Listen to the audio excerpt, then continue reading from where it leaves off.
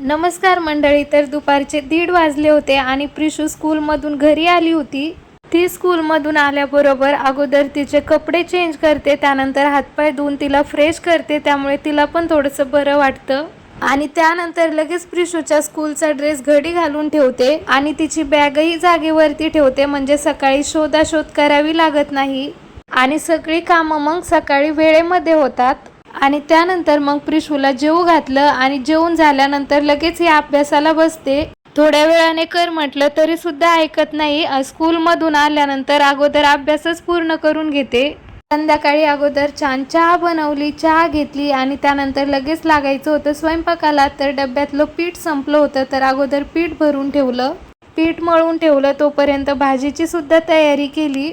त्यानंतर लगेच भाजी बनवायला घेतली. तर आज छान काळ्या मसाल्यातल्या शेवग्याच्या शेंगा बनवायच्या होत्या. तर या शेंगा वगैरे मी अगोदर उकडून ठेवलेल्या होत्या पाण्यामध्ये आणि लगेच मग भाजी बनवली. भाजी झाल्यानंतर लगेच मग छान बाजरीच्या भाकरी बनवल्या.